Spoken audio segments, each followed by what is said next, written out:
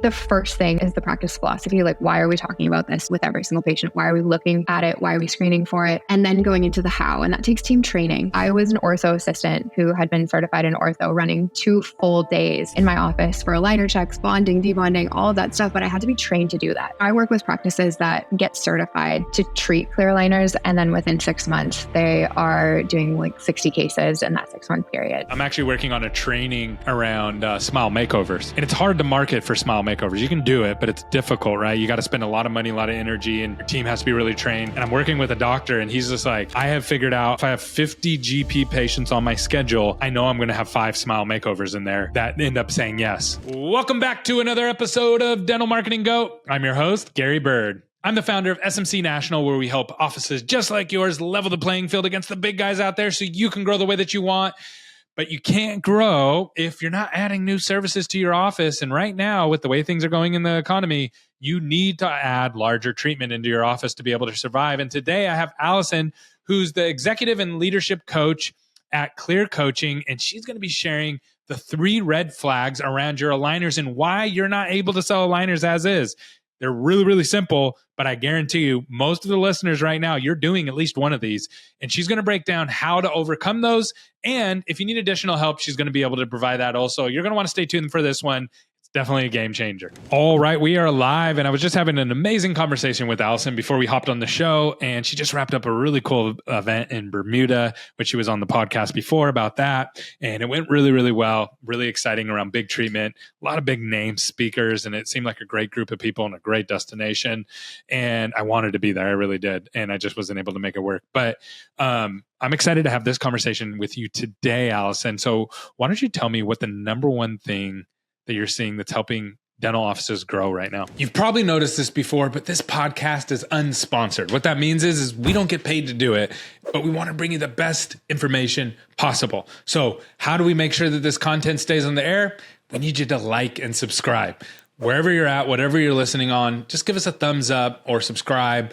And that helps us out so much. I know that you probably haven't done it, so I'm just going to sit here and wait until you do.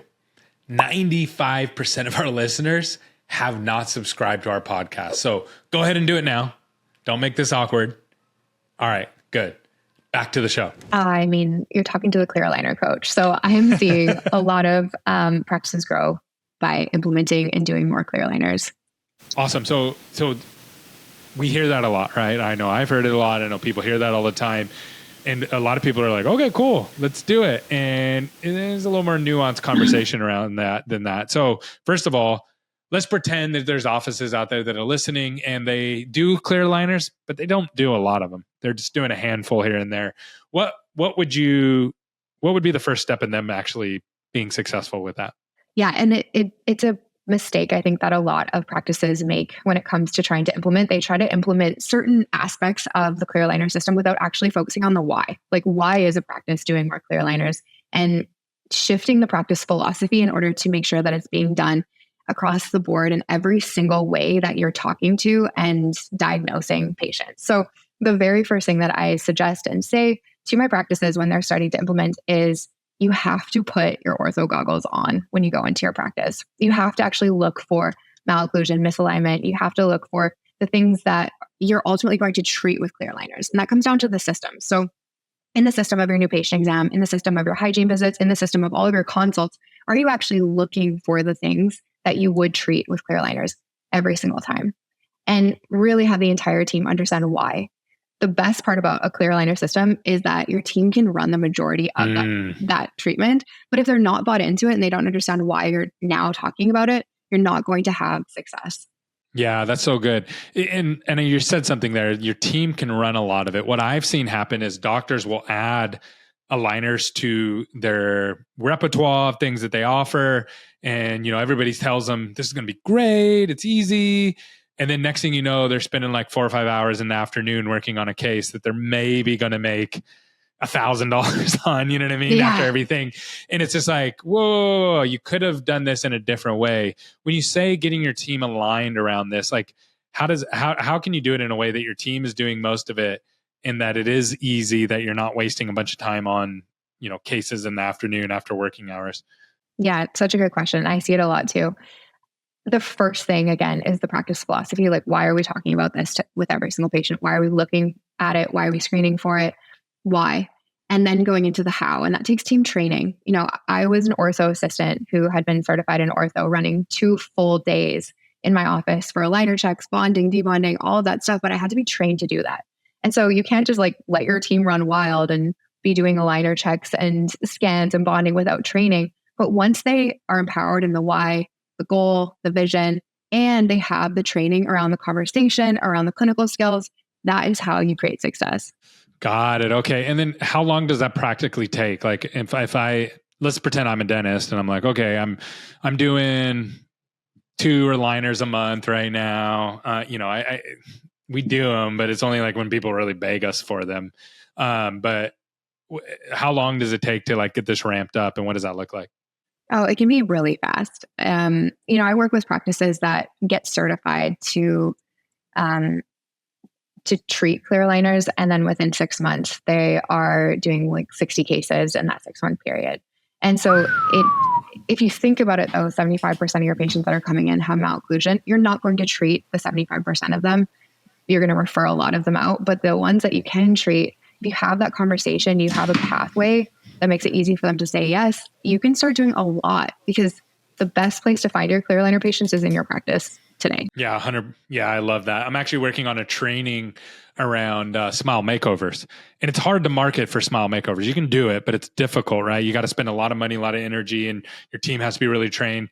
And I'm working with a doctor, and he's just like, I have figured out if I know if I have 50 GP patients on my schedule, I know I'm going to have 5 smile makeovers in there that end up saying yes, right?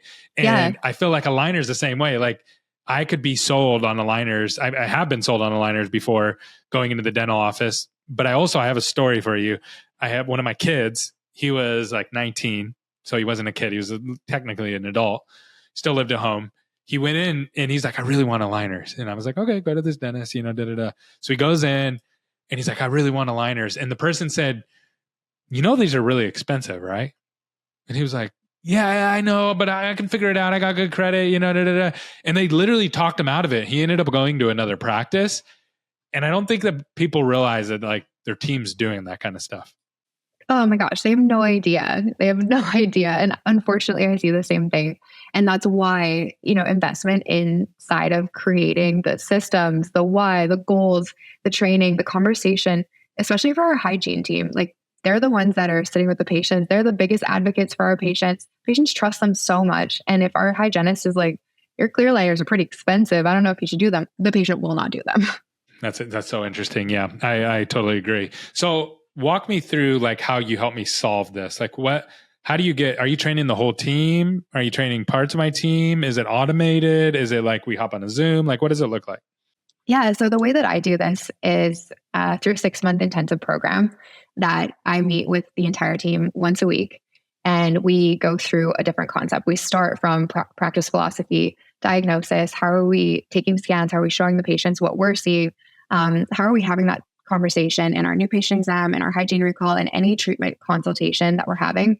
So it's really ramping up the conversations that turn into the consults, which turn into the case close. So we go through a 6-month program that allows us to go through every single system in the practice that allows you to know how to do this really, really well and have every single person on your team know who is doing what, when, and how. So we meet weekly on a Zoom. You have all of the SOPs, the protocols inside of the platform. Everything's recorded. And we have weekly challenges and a custom tracker for practices to keep them accountable. So the team knows how to actually track how many patients are walking into their practice with malocclusion, how many conversations that they're having, how many scans they're having. And then we track that throughout the entire 6-month period. And I was just actually meeting with my team to talk about our first 6-month kind of results. And what we saw was that practices had increased their consultations by 400% in 2 months because they just started to understand. They had the confidence to talk about it. So give me like the ratios on this. So if I get 50, let's say I have 3 offices, they're each averaging about 40 to 50 new patients a month. How many aligners? If it, let's say my average patient's 38 years old and it's like a family type office, like how many aligners could I average per month without even spending $1 on marketing if I was just to add this?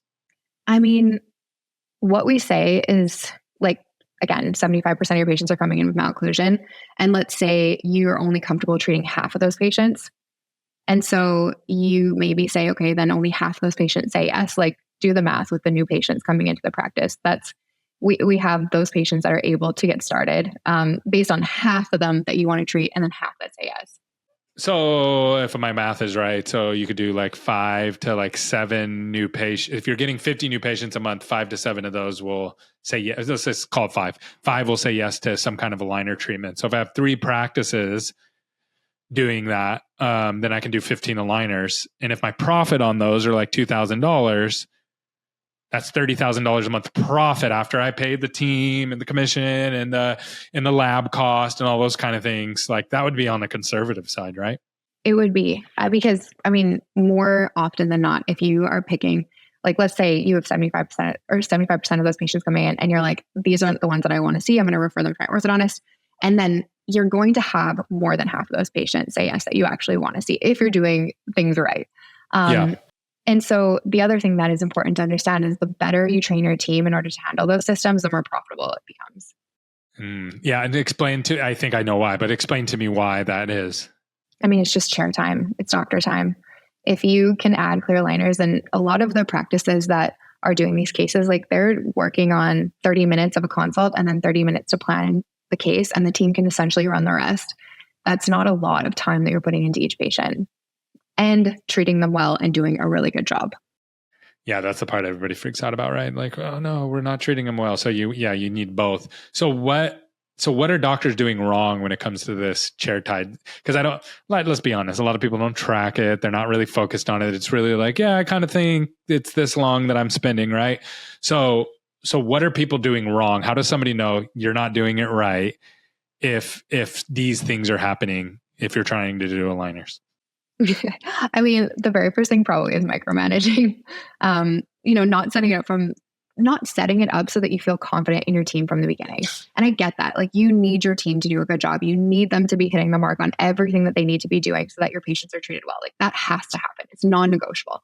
But it can with training, with systems. So the next step is booking these patients smack dab in the middle of productive share time. So I go into a practice and I take a look and I'm like, where are you scheduling them? And if I see that they're in the doctor chair and the doctor's spending 30 minutes for each aligner check, like you're wasting time. Not doing it right. So you want to put them in the time. Oh, so that makes a lot of sense. So so if you're already producing a lot, you don't want to put aligners there for 30-minute aligner check. You want to put the aligner checks where you're not producing revenue already, because it's going to lead to revenue after the doctor does it, right? Am I getting this right? I'm non-clinical. I'm a marketing guy, so I want to make sure I understand it. I mean, ideally you have a chair that is not being used that you book all of your patients in. And this is the other mistake, is that aligner checks get put everywhere and it's taking up really valuable chair time. You can allocate like Tuesday mornings and Friday afternoons. That's where we see our aligner checks. The other thing you can do is really do a good job with virtual care is always an option for these aligner patients. Seeing them back every 6 to 12 weeks, making sure that the cadence makes sense and your monitoring tactics are really well done, but also you're not seeing patients more than you need to. So all of that plays into it. But really, my biggest kind of mantra, if you will, with this is the doctor's only doing what the doctor needs to do. Doctor does not need to come in and close the financial consult. The doctor does not need to be in for more than 10 minutes of the consult. Really just allowing your team to take charge in this, but then also making sure that they're trained and they're doing a great job. It's really good. So now I got a question around that though. So what if I come in, I'm a patient and it's Monday. So you do Tuesdays and Thursdays in the mornings and I'm like, I want aligners. How do you deal with that? Do you punt that? Do you make them absolutely not. This is such a good question. Okay. So aligner checks, when the patient's already a patient, they need to come back, get more aligners. We're checking to see if everything looks good. Tuesdays and Fridays. Aligner consult. Got it. Okay. Yeah. Aligner consult ASAP all of the time. And this is where, when you get your team motivated, you have a common goal, potentially you're bonusing your team. That's where that team's like, we'll do it now. Let's take this scan now. Let's get it in now. And that has to be your top of funnel super wide. And then when they're coming in, then you start to narrow it to avoid losing money. That makes total sense. Okay. Yeah. This is why I ask questions, because I'm like, some of the jargon I don't know internally. So that's really, really helpful. But I can see how people would get lost in the sauce on that, right? It's like, let's put the aligner, we're putting the aligner consults anywhere. Let's put the aligner checks anywhere, right? So it's like, no, you can't do that because now you've already made your money on the aligner. You can't just put them everywhere and have 100. If you have a week of all aligner checks, you're literally not making money. Yeah, no. And it's super inefficient. And it's absolutely not necessary. Do a lot of people do that? Yes. Okay, good. So I'm not the only one that was like, yeah, I'll just do it this way. So that actually really helps me. Okay. And then what's the other red flags? If someone was listening to this right now and they're like, yeah, I get it. Okay. I've heard this before though. And I tried this, that, and the other, and I didn't work that way. What's another red flag that you're like, yeah, I already know the mistake that you're making. You're doing this and that's why it's not working properly. Yeah, 100%. So I have the joy of being able to listen to like hundreds and hundreds of consults inside of a general practice and inside of an ortho practice, and just listen to the dynamic between the treatment coordinator or the assistant and the orthodontist or the general dentist. And one of the biggest themes that I see is overcomplicating the explanation, getting too clinical in the conversation, essentially talking your patient out because they leave super confused. Not just from that clinical conversation, like our patients really don't need to know that we're rotating our second canine by 2 degrees and pulling it down. Like our patients do not care. They don't understand. Yeah, I don't even know what that means. No, then nope. So that's the first thing, is getting too clinical with our patients. And then the second thing is getting too complex with our financial options. When I ask a practice tell me about your financial protocols, and they say, well, it depends on the patient. That's the wrong answer. It has to be clear. It has to be simple. If it's not clear and simple for the practice, it's definitely not clear and simple for the patient. And confused buyers just don't buy. And for your team. Exactly. Yeah, and your team's probably confused too. 100%. So when we... Yeah, and you know why doctors do that? Doctors do that because they're like, I don't want to use financing if we don't have to, because we're going to have to pay a bigger percentage. And if we do that, then I'm not going to make as much money. And so you need to like do all this like stuff. And then if you're about to lose it, then offer financing. And that's so hard to do.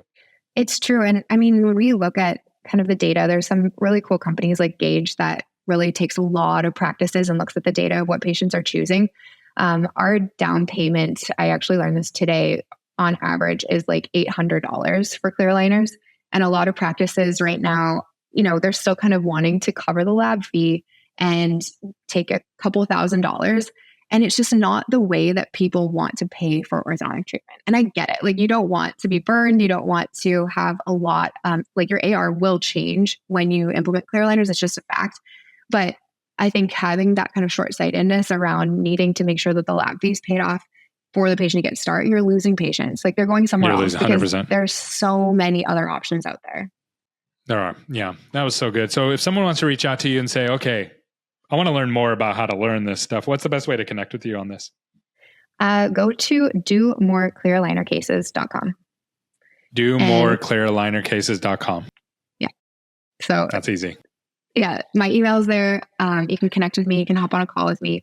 I'm happy to kind of chat through your goals and see kind of where the bottlenecks are, see where there's opportunities for you to improve this, because it's a huge potential and it gets to be whatever it is that each practice wants. Like, you don't have to turn into, this is an Invisalign term, but like a diamond plus provider. But if you are a GP provider and you have all these patients coming in that have lower anterior crowding, there's simple cases to treat.